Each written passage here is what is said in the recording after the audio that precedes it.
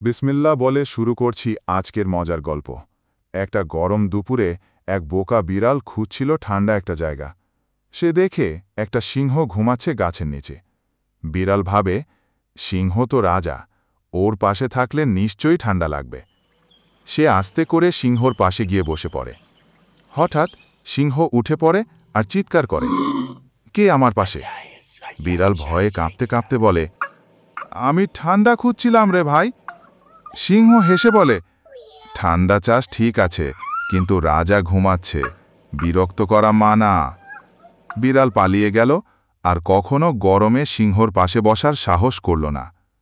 এই গল্প থেকে শিক্ষা, বুদ্ধি না থাকলে রাজা পাশে থাকলেও বিপদ এড়ানো যায় না।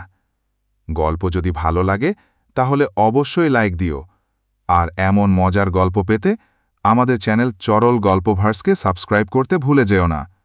আল্লাহ হাফেজ।